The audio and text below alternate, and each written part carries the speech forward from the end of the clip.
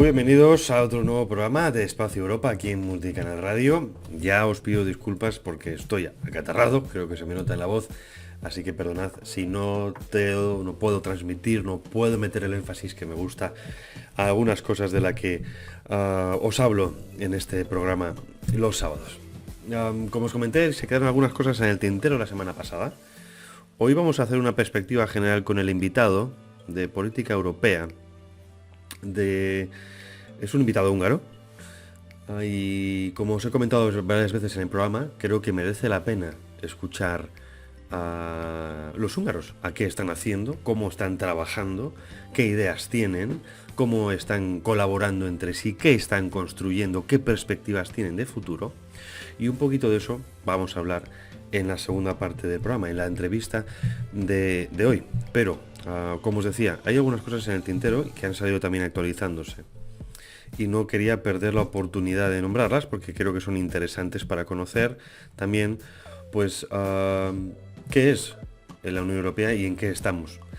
Recientemente, como ya sabéis, se conformó el Parlamento Europeo, fueron uno de los últimos programas antes de las vacaciones.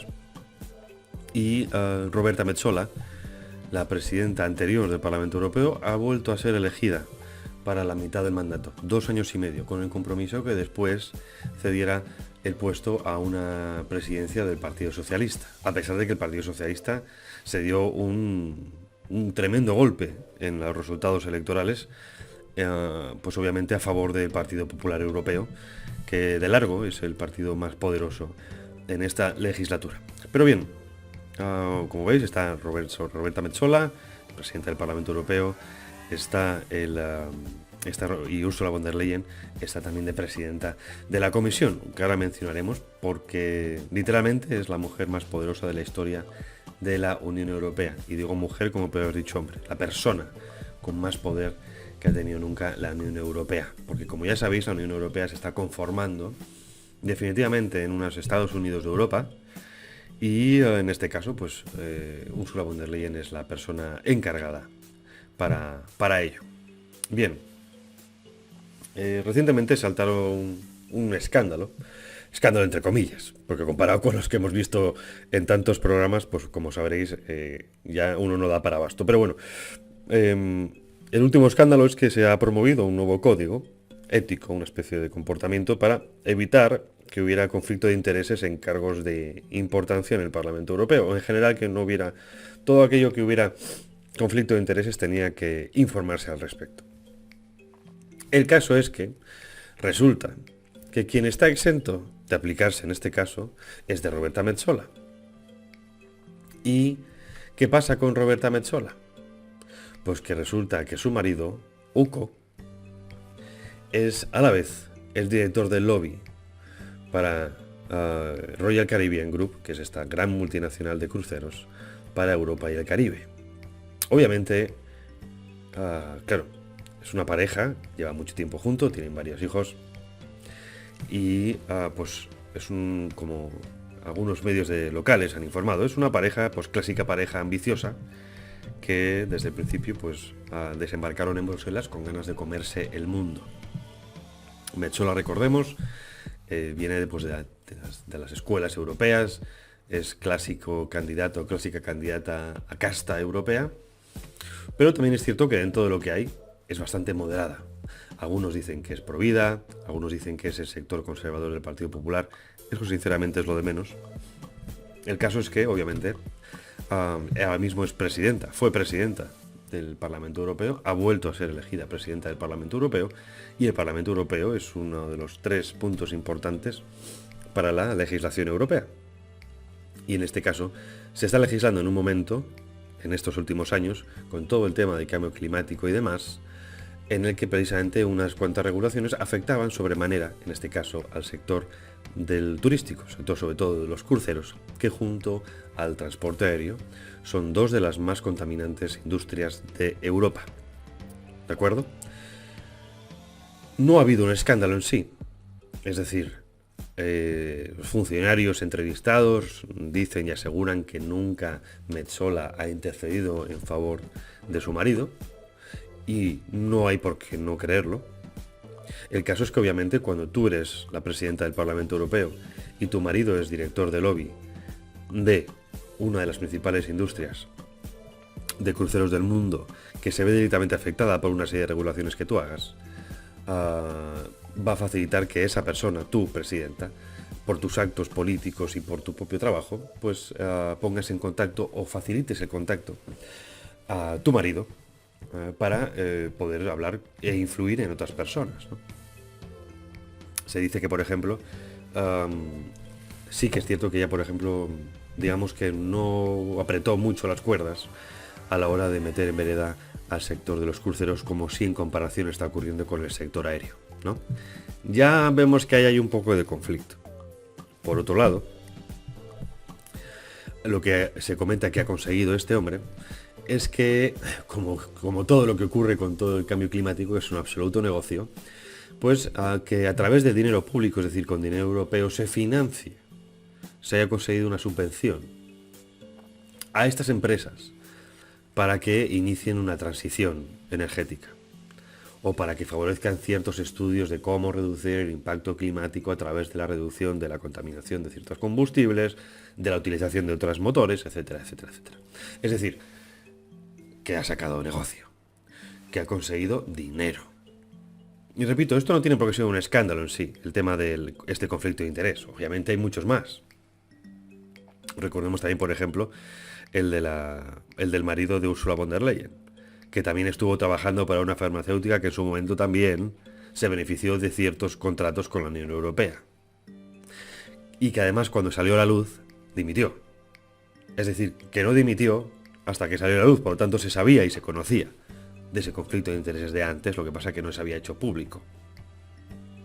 El caso quizá de Ursula von der Leyen es doblemente preocupante, o incluso más preocupante, porque como sabéis también está abierto el caso del Pfizer Gate, de estos correos que tenía con el director de Pfizer en su momento, que todavía está el juicio pendiente, por cierto. Y luego aparte también se habló de ciertos negocios turbios con el tema de la distribución de las vacunas de la COVID. Eso por un lado. Pero bueno, ha iniciado el curso bastante mal para estos dos personajes. Ursula von der Leyen por un lado, porque siguen saliendo escándalos de este tipo como el que acabamos de mencionar. Y luego también a Roberta Metsola, que repito, aunque no sea un escándalo en sí, pues ya ha manchado de inicio su mandato. Pero es que además, hace poco también ya se supo el plantel de los nuevos comisarios. Hay dos puestos que me interesa comentaros. Un puesto que se comentaba, que también lo hablamos en su momento cuando se estaban haciendo las negociaciones en el Consejo, para ver quién se nombraba comisión y demás, que como os comenté estaba Giorgia Meloni batallando para poder colocar uno de los suyos. En este caso, la comisión es de regulación, o al menos eso es lo que dicen. Comisión para el estudio de la regulación, o comisión para la regulación. Es decir, en principio, el objetivo es, debido a las quejas que existen, de reducir la regulación europea, o al menos no hacer tanta. Como ya sabéis, en este caso, la Unión Europea no para de aprobar leyes, no para de aprobar legislaciones, ¿no? Que antes o después, pues obviamente llegan a nuestro país de una manera u otra, adaptándose a la idiosincrasia de nuestro país. El caso es que ya sonaba, y si no me equivoco lo dijimos, que Teresa Rivera nada más y nada menos, iba a ser elegida como comisaria, en este caso también para la transición climática, la transición energética. Y además le añaden justa y competitiva. Ya sabéis, en este lenguaje orwelliano, pues obviamente la transición energética, ¿cómo no va a ser sino justa y competitiva? ¿Cierto? Porque claro, es que estas políticas nos están haciendo realmente competitivos, ¿verdad? Contra Rusia, contra Estados Unidos, contra China, la Unión Europea está que se sale. Y, cómo no, esta cartera ya había caído antes en manos de un izquierdista furibundo, un loco climático holandés, y en este caso ha caído ahora en Teresa Rivera. Teresa Rivera, socialista, que a pesar de que hizo una campaña penosa para esto, porque directamente atacó a Ursula von der Leyen, pues le han acabado dando el puesto. Esto es, lo quiero remarcar, para todos aquellos que piensan que la Unión Europea nos va a ayudar en nuestros problemas. Es que esto es importante y no es moco de pavo. ¿Cuántos de vosotros, queridos oyentes, habéis escuchado en los últimos meses y quizá en el último año, no, es que Europa, con todo el tema de la amnistía, Europa nos va a sacar, Europa es la solución, menos mal que tenemos a Europa, porque si no Sánchez haría lo que quisiera?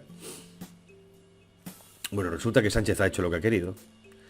No hay consecuencias, al menos no por el momento. Y además ha colocado a Teresa Rivera, es decir, a una socialista próxima a él, de su confianza, en la Comisión Europea.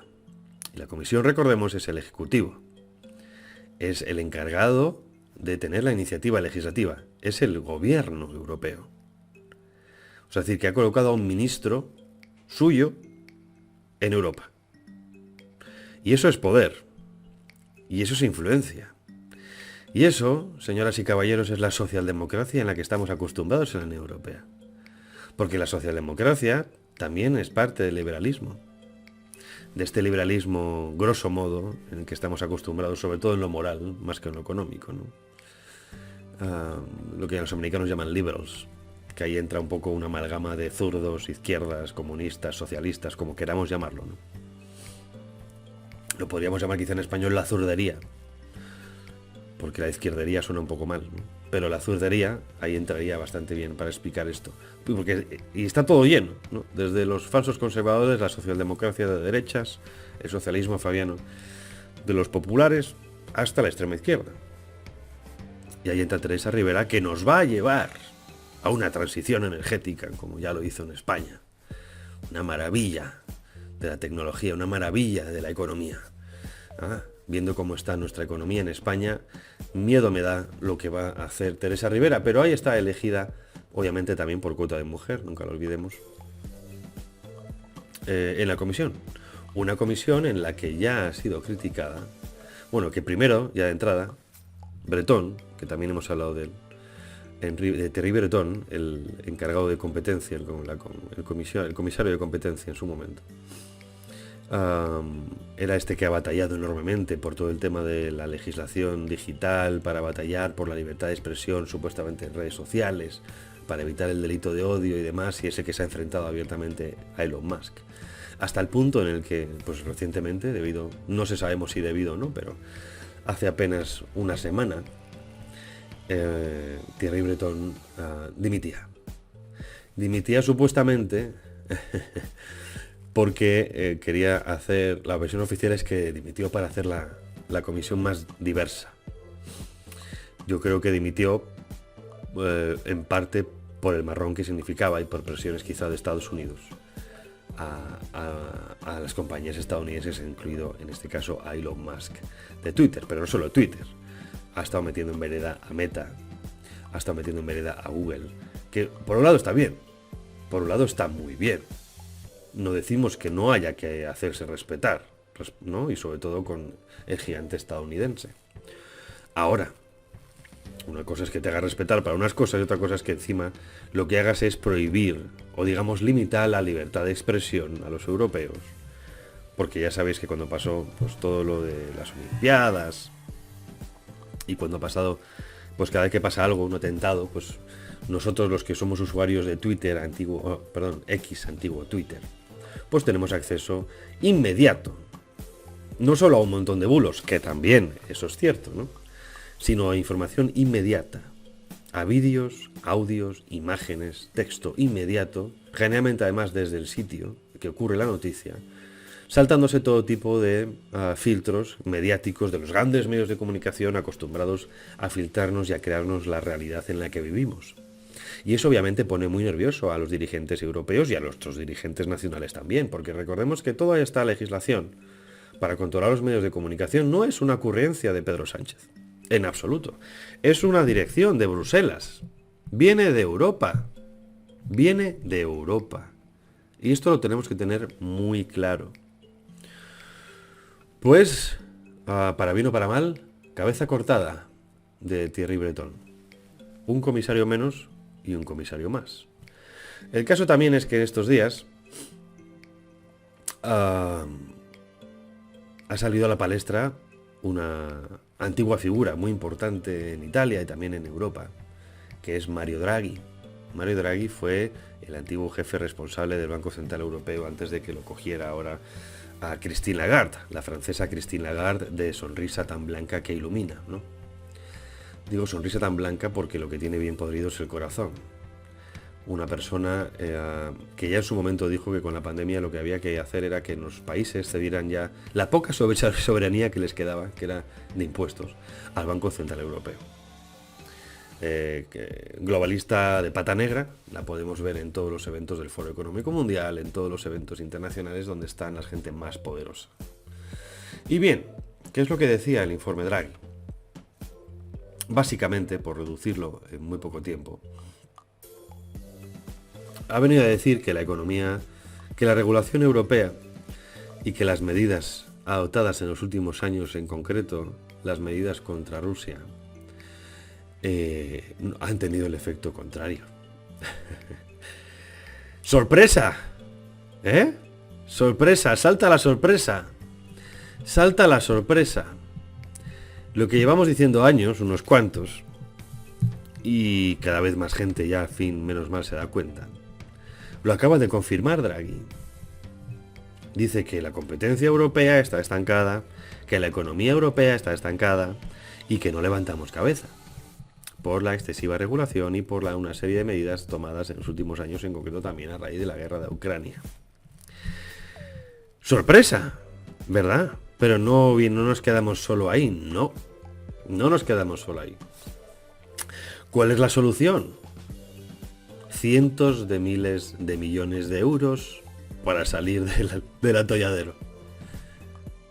La clásica, nos han hecho la 314. Y no era porque no lo supiéramos, no era porque no lo viéramos venir, pero nos han hecho la 314. ¿Que cuál es la 314? Es la de que te mueve la mano izquierda al lado de tu cara para que te fijes en ella y te mete una bofetada con la derecha. Para los zurdos si queréis al revés. La clásica del despiste. La clásica de no te preocupes, que estamos haciendo esto por tu bien. Esto sabemos que va a funcionar. Se lo cargan y después vienen las ayudas. Y lo que hemos hablado muchas veces y lo seguiremos hablando es que es la deuda. La deuda es esclavitud. La deuda es anclarte al que te presta el dinero. ¿Y quién te presta el dinero? Bancos. ¿Y quiénes son esos bancos? El poder financiero. ¿Y de quién depende el poder financiero? Amigo y amiga, para ser inclusivos. Creo que ya empezamos a ver la salida al final del túnel, pero que no es salida realmente, es precipicio. Porque es que esta destrucción de las empresas, del tejido productivo, no era para Building Back Better, que era lo de reconstruir mejor. ¿Os acordáis con la pandemia? Cuando decían Building Back Better. We're going to Building Back Better. We're going to build. Vamos a construir mejor. Vamos a construir más fuerte. Vamos a reconstruirnos. Pues parte de esto era lo que se ha estado haciendo para lo que ha ofrecido Draghi como solución. Deuda, deuda, deuda y más deuda. ¿Para qué? Para que los amigos reciban ese dinero y reconstruyan a su imagen y semejanza. Oscuro futuro para Europa. Y antes de publicidad, me ha venido ahora a la memoria, nada más llegar de mi viaje por América.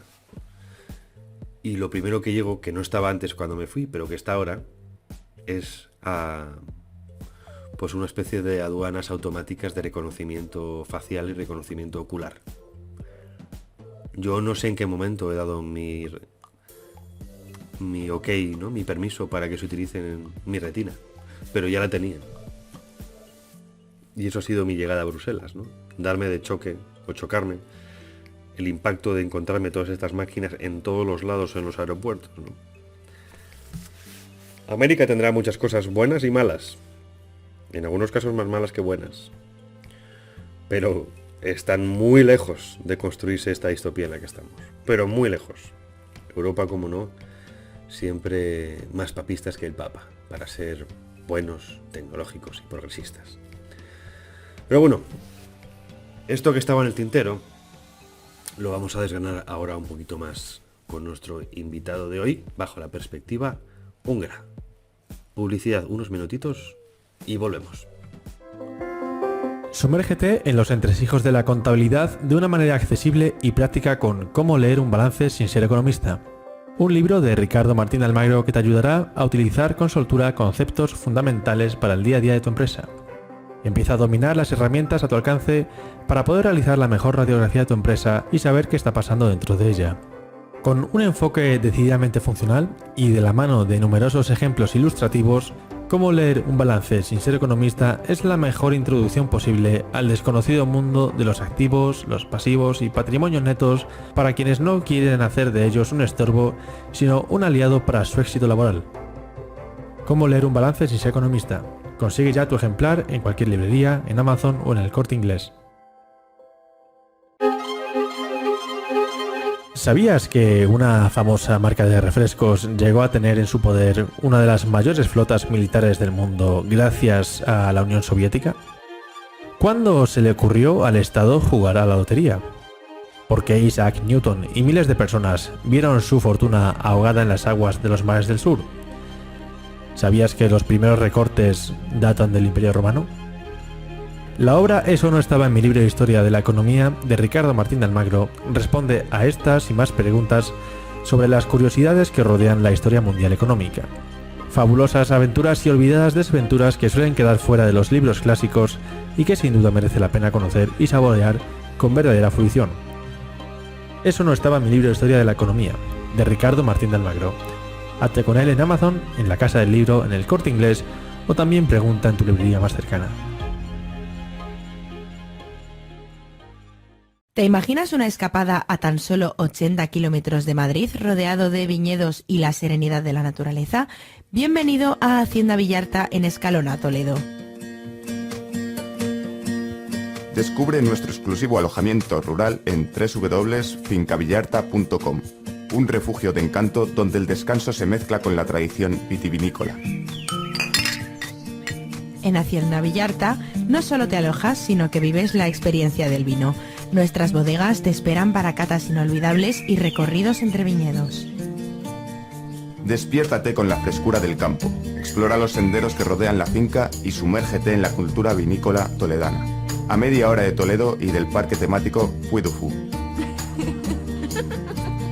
Haz de tu escapada algo extraordinario en Hacienda Villarta. Reserva hoy en www.fincavillarta.com y descubre la magia a tan solo un paso de Madrid.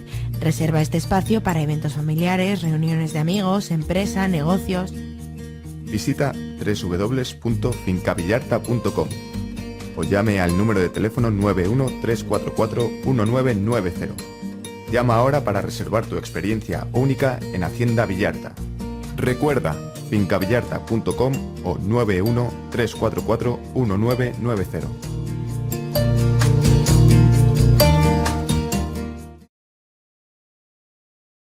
La verdad objetiva es la verdad objetiva, pague quien pague. Así que no te digan eso de si quieres periodismo independiente, apoya el periodismo independiente, porque claro, queremos seguir siendo independientes. No, mira, aquí vamos a seguir siendo independientes, nos apoyes o no nos apoyes, aunque preferimos que lo hagas. No te pierdas La Estoa, de lunes a viernes de 18 a 21 horas, donde tenemos política, economía, actualidad, invitados excepcionales, que gracias a la censura, pues los tenemos nosotros. Algo bueno tenía que tener esto. De lunes a viernes, de 18 a 21.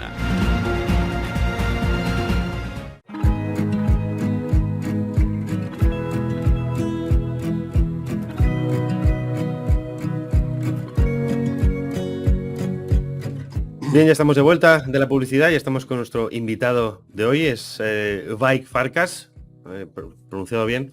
Vajk Farkas es el responsable del Centro para Derechos Fundamentales de Hungría, que en húngaro sería Alapjogok Központ, y que ha desembarcado recientemente en Madrid. Muchas gracias por estar con nosotros hoy, Vajk, un placer tenerte aquí. Pues saludos a todos y muchas gracias por el interés. Y hay que decir la verdad que has pronunciado tanto mi nombre como el nombre del centro en húngaro perfectamente, casi como si fueras un húngaro. Está bien porque así me permite ser refugiado dentro de unos años a este paso. Como veis también, Faik habla muy bien español, haya estado mucho tiempo en España, ama mucho nuestro país y por eso también ha desembarcado como director de este centro. Y la primera pregunta, obviamente obligada, explícanos a los oyentes qué es este centro, cuál es el objetivo, cuál es la misión y sobre todo por qué habéis desembarcado en España, porque fijaos que hay países en Europa y Hungría está literalmente en el extremo opuesto. Pues mira, nuestro centro es un llamado think tank, ¿no? Que tiene raíces, ¿no?, de estas instituciones en la política y en el mundo de Estados Unidos. Es una institución donde trabaja gente que está pensando, está escribiendo propuestas políticas. Estos centros están un poco entre lo político y entre lo académico. Y eso es lo que estamos haciendo nosotros en Hungría. Es un centro que fue establecido en 2013, es decir, ya más de una década. Y como nuestro nombre puede decir, uno de los focos con los que nosotros trabajamos es obviamente el tema de derecho público, el tema de derecho constitucional europeo y también de derechos fundamentales, entendiendo los derechos fundamentales de manera clásica. Es decir, nosotros no creemos que todos los deseos humanos deberían convertirse en derechos humanos, en derechos fundamentales. Esto sí, creemos y defendemos los derechos clásicos, empezando con el derecho a la libertad de expresión hasta la libertad de religión, etcétera, etcétera. Pero también, ya trabajando durante los años, pues también ha cobrado más importancia diferentes tipos de análisis político, tanto dentro de la política húngara como también a nivel internacional. Somos muy presentes en los medios de comunicación húngaros para explicar a la gente de qué es lo que se está pasando tanto dentro del país como fuera del país. Y podría decir que la tercera pata de nuestras actividades es el tema internacional, las relaciones internacionales. Tenemos muchos amigos en Europa, obviamente. Tenemos muchos amigos en Estados Unidos. Y creo que nuestro proyecto más importante es el CPEC. Es un movimiento, digamos, es una organización, son eventos de Estados Unidos. Ya desde hace décadas que se organizan estos CPECs, que significa Conservative Political Action Conference, conferencia de acción política conservadora. Normalmente todos los presidentes republicanos suelen participar, ¿no?, en estas reuniones, pero en los últimos años también se han organizado en otros países por prácticamente todo el mundo, y en Europa nuestro centro es que se está organizando el único CPEC en Europa y que suele estar en Budapest. De hecho, este año lo hemos organizado tercera vez consecutiva. Y pues de ahí viene un poco nuestra inquietud de conocer más gente, tener más amigos, conocer otras instituciones con los mismos valores que están defendiendo un mundo de sentido común en la iberosfera, ¿no? Es que cuando uno está pensando sobre el Occidente, nosotros en Europa, cuando estamos pensando sobre el Occidente, nos viene a la cabeza primera vez, ¿no?, Europa y Estados Unidos, Canadá.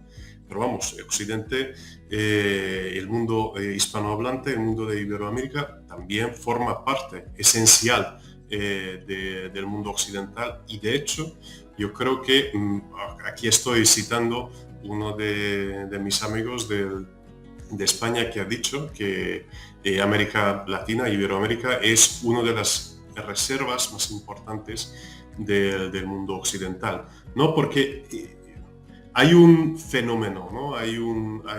Una lucha cultural por una parte con las fuerzas de lo que hoy llamamos woke, ¿no? De este progresismo ya del siglo XXI, un poco más raro, que ya no respeta ni las reglas de la biología. Y por otra parte, el sentido común de las sociedades, digamos, tradicionales. Y creo que en América Latina las sociedades en este sentido todavía entienden igual mejor que en muchos países de Europa, que es el sentido común. Entonces, por eso hemos visto que quizás podemos tener muchos amigos nuevos en este mundo, y por eso hemos llegado a Madrid, porque bueno, Madrid, siendo capital de España, todavía es un puente importante entre Europa y del mundo de Iberoamérica. Has dicho una cosa importante, obviamente, que es la defensa de las libertades fundamentales, entre ellas la libertad de expresión. Bueno, ¿cómo ves el panorama en España y en Europa de esta libertad de expresión, teniendo en cuenta que cada vez se está impulsando una legislación con la excusa de la lucha contra la desinformación, las fake news, los delitos de odio? Parece que cada vez esa libertad es menor, si no es que va a desaparecer. En concreto en España, que es donde estás ahora trabajando, donde te desempeñas, ¿cómo lo veis desde fuera? Y te pregunto esto porque durante la pandemia me acuerdo también que amigos húngaros me preguntaban qué es lo que estaba haciendo el presidente, porque a vuestro presidente se le atacaba muchísimo por medidas que nada tenían que ver con las que se estaban utilizando en España, por ejemplo, ¿no?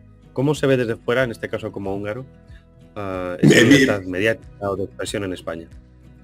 Mira, primero, ya has mencionado el COVID, y a Hungría siempre se le critica, ¿no? Llevamos ya una década criticando a Hungría, y que mencionaste el COVID, durante el COVID nos criticaban porque en Hungría se ha cerrado el Parlamento durante el COVID.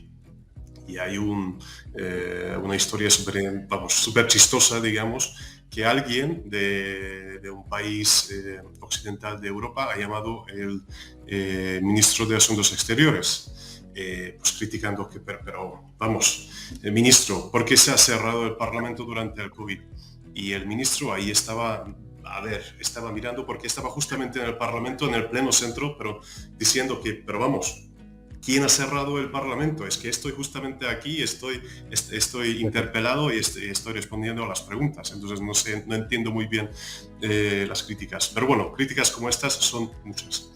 Pero ya respondiendo a tu pregunta, igual, para entender mejor lo que está pasando, me gustaría citar el ejemplo histórico de Hungría. ¿Por qué? ¿Qué ha pasado en Hungría? Nosotros tuvimos 40 años de comunismo, dictadura comunista, un sistema de un único partido, cuando todo formaba parte del Estado, de alguna manera, y fue controlado por el único partido. Tuvimos una transición política en 89, pero ¿qué pasó?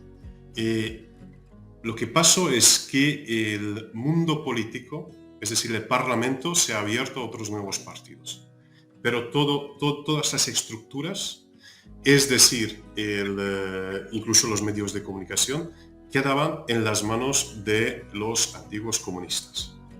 Y cuando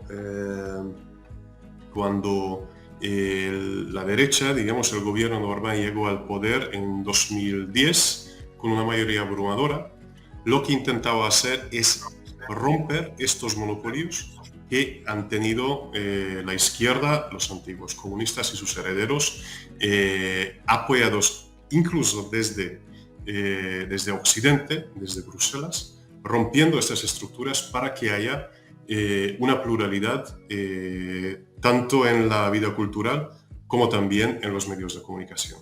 Obviamente, si alguien se está siguiendo la política a nivel europeo, sabe perfectamente que hemos recibido un montón de críticas. ¿Por qué? No porque esta izquierda europea, no porque las instituciones europeas están defendiendo la pluralidad de opiniones. la pluralidad de los medios de comunicación, porque lo que están defendiendo, y creo que Hungría es un caso muy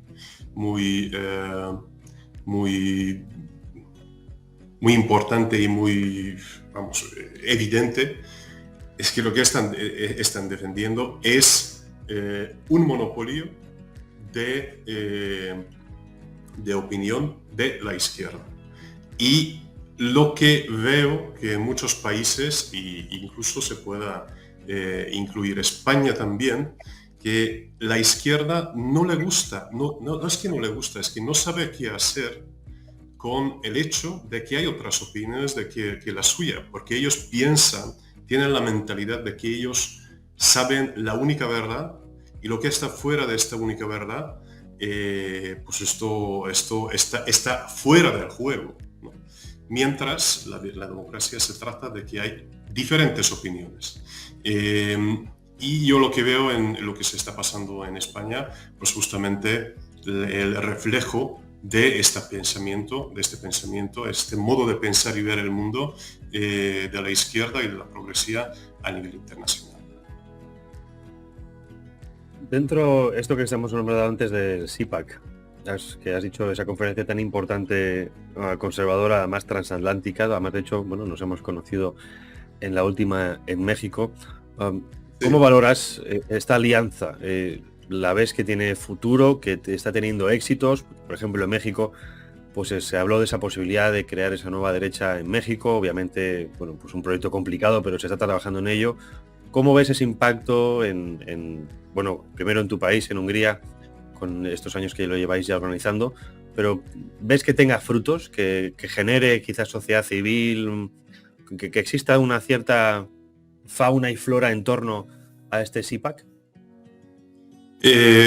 Una respuesta simple a tu pregunta es que sí tiene frutos. El mero hecho de que ahora nosotros estamos hablando aquí y luego mucha gente pueda escuchar nuestra conversación es fruto de esto.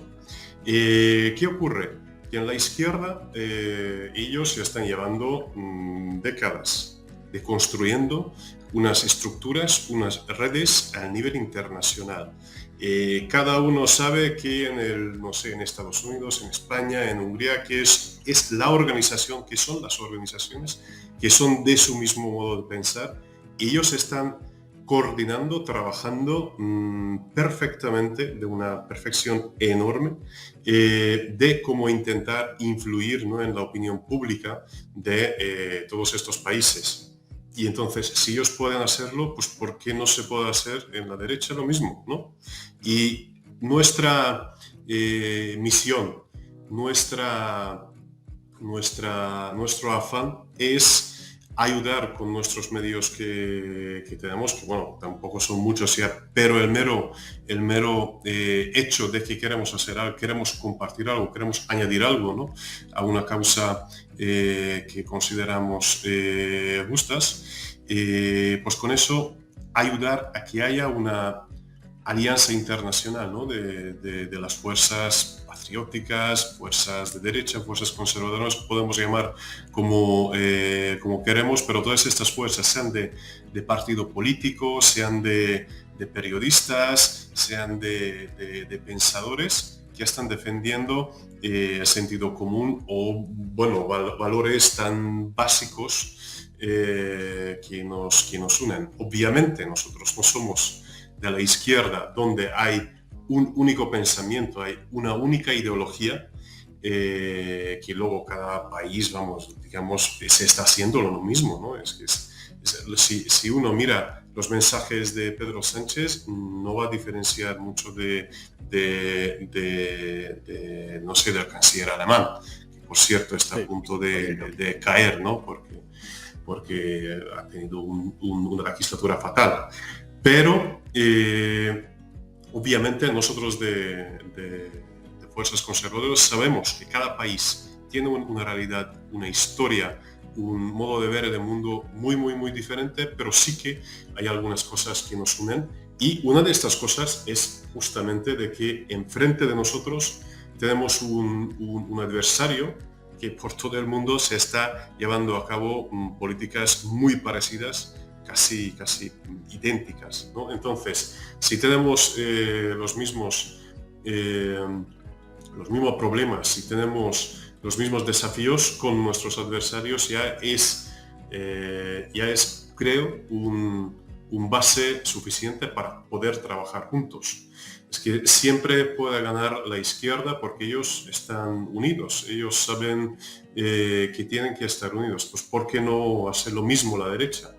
Y entonces, un poco nuestra misión y también la misión de CIPEC es esto, ¿no? De reunir gente que piensa de esta manera, que se está defendiendo, digamos, las fuerzas de sentido común. Primero, que nos conozcamos. Segundo, que nos demos fuerza, ¿no? Entre uno y otro. Y al mero hecho de que hay mucha gente y muchas fuerzas que piensan y luchan por lo mismo, eso da mucha energía, ¿no? Y también intercambiar ideas. Y ver cómo podemos solucionar problemas de nuestros pueblos.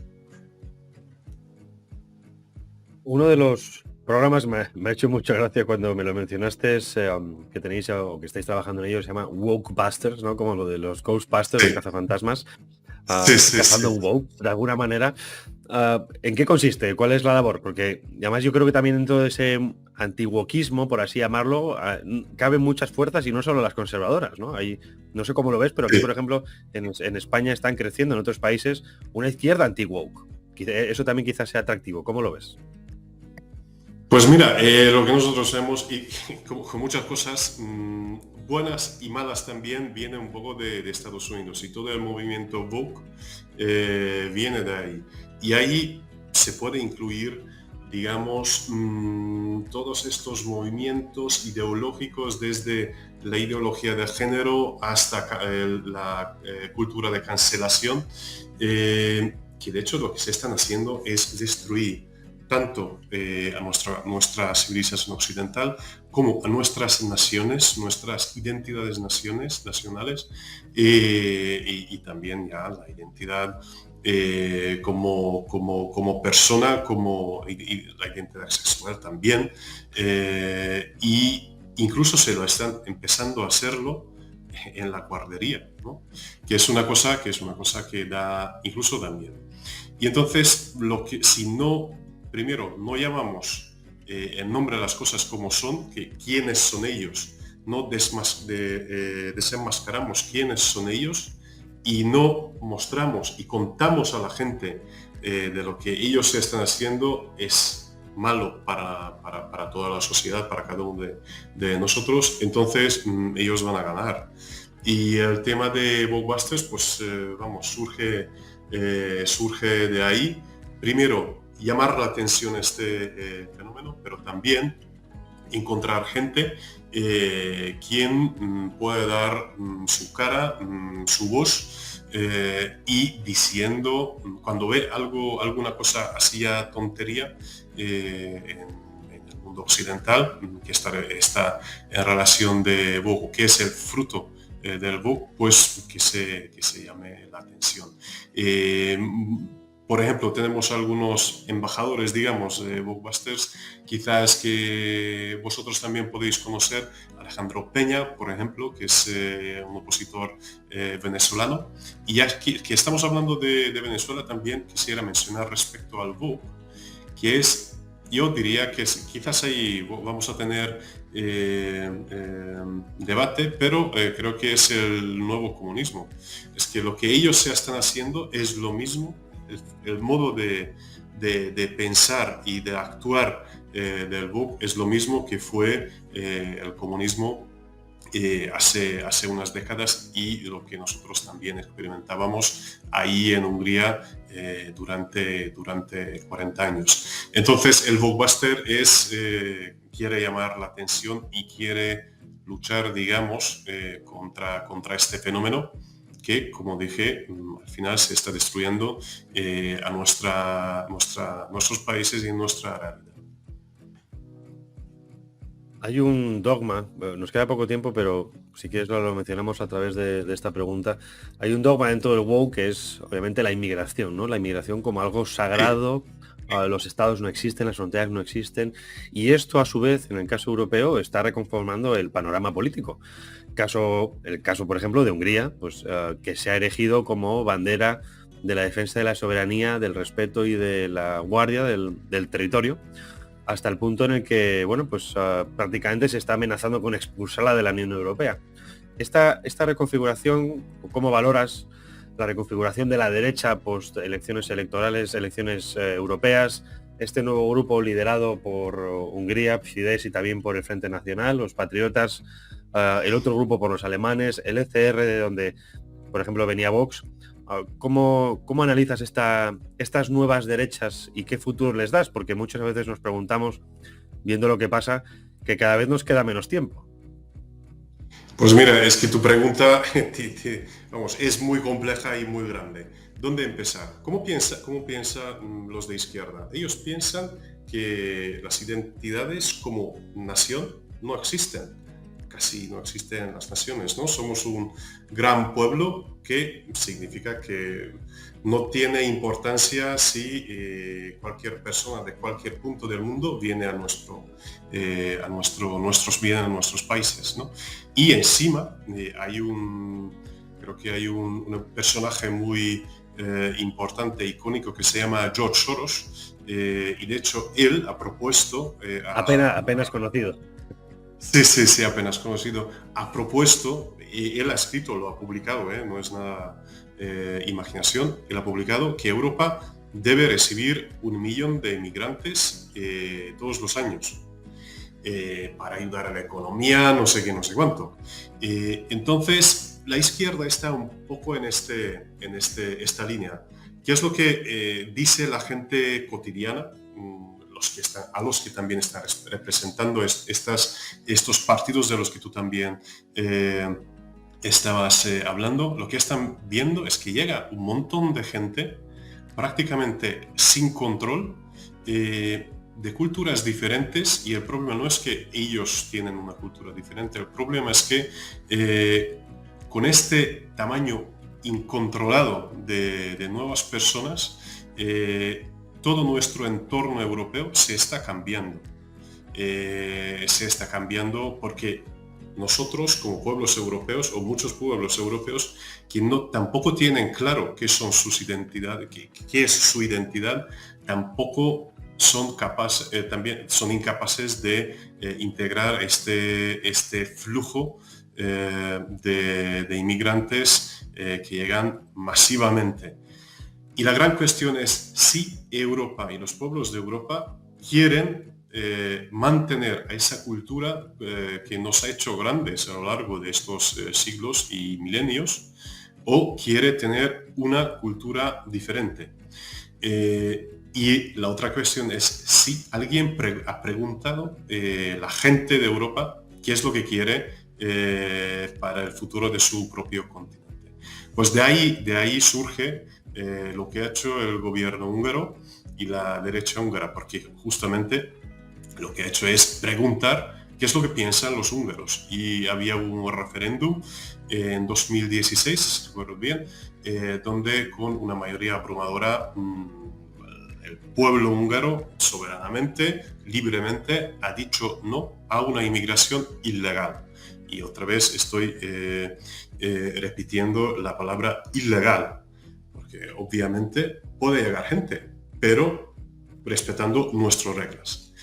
Pero los húngaros han dicho no a la inmigración ilegal, y podemos ver ya en los últimos años, y vamos, no falta mencionar todos los ejemplos de ataques terroristas, no falta mencionar del número de la gente degollada se dice, cortadas de su cuello, ¿no? en calle, sí, la gente acuchillada, la última vez era en Alemania, y que vamos, nunca tuvimos esto, ¿no? Entonces es un fenómeno que... Y lo más peligroso es que estamos acostumbrando que eso forma parte de nuestra vida. Y pues los las fuerzas que hoy en día forman parte de este nuevo grupo que se llama Patriotas por Europa, pues dicen que esto no es bueno y Europa no tiene que ir por esta línea. Y si miramos los resultados de las últimas elecciones europeas, también se puede decir que había un giro hacia la derecha. Lo que pasa es que el Partido Popular Europeo y sus partidos miembros están mintiendo a la gente que ellos también son fuerzas de derecha. Y con eso pues, engañan mucha gente y mucha gente sigue votando a ellos. Pero había un gran aumento entre los partidos que son de anti-inmigración ilegal, que están defendiendo, ¿no?, la soberanía de sus países, están defendiendo la familia. Lo que pasa es que vamos, pero fue muy triste ver que el Partido Popular Europeo, en la noche de las elecciones europeas, cuando veía incluso que tenía posibilidad de aliarse con otras fuerzas conservadoras, como por ejemplo el partido de la primera ministra Meloni y otros muchos, pues ni pensaba y otra vez quería repetir su gran coalición con los socialistas, con los verdes, con los liberales, que son justamente los partidos que más han perdido en las elecciones. Y yo creo que el hecho de que se ha podido formar este nuevo partido, que hoy en día es el tercer grupo más grande del Parlamento Europeo, creo que por el mero hecho es un gran logro. Y yo creo que incluso puede haber que otros partidos pueden entrar a lo largo de estos 5 años a este grupo, y yo también veo buenas posibilidades de trabajar juntos muy bien con el SR, con el Partido Conservador y los reformistas. Y cada vez más fuerza tiene este grupo, pues cada vez más cosas podemos hacer. Por lo tanto, hay partido, ¿no? Como haciendo un símil futbolístico, hay partido. Sí, eso es. Todavía no hemos perdido. Vai, se nos acaba el tiempo, muchísimas gracias. Antes de despedirte, sí que me gustaría que nos contaras, para los oyentes, qué formas hay de colaborar. ¿Publicáis informes que la gente pueda leer, compartir en sus redes sociales? ¿Cómo pueden ayudaros? Pues mira, la ayuda más importante para nosotros es difundir y defender todos los valores que estamos defendiendo. De hecho, nuestro lema tiene 3 palabras muy sencillas, pero que dice todo, que es Dios, patria y familia. Entonces, si están colaborando para defender estos ideales, yo creo que esto es el apoyo más grande para nuestra institución, para ellos mismos y para toda Europa y la civilización occidental. Ahí nos quedamos. Dios, patria y familia. Muchísimas gracias, Vai Farkas, director del Centro para los Derechos Fundamentales en Madrid. Muy bien. Un placer. Muchísimas gracias por tu tiempo. Un placer. Muchísimas gracias.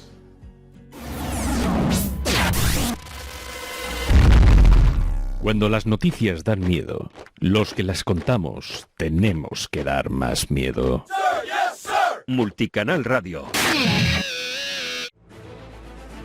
A nosotros no nos compra nadie, por eso te necesitamos. Accede a patreon.com/multicanalradio. Cualquier aportación nos vale. Ayúdate a acabar con la dictadura sanchista. Bueno, ahí habéis escuchado a Vai Farkas, un gran tipo, un conocedor además de nuestro país y también de Europa, precisamente por su experiencia política, y que, como os comentaba al principio en el programa, pues merece la pena entender la perspectiva húngara, cómo no, un país entre dos mundos, entre Oriente y Occidente. Merece la pena conocer qué están haciendo, y sobre todo merece la pena conocerlo a través de la boca de ellos. Ese era mi objetivo de hoy, para que tuvierais un análisis fuera de lo común en los círculos mediáticos y para, bueno, pues siempre crecer, informarnos y pensar mejor, si se puede, que ese es el objetivo siempre. Nada más, os dejo hasta aquí. disfrutad del fin de semana. Nos vemos la semana que viene. Un fuerte abrazo.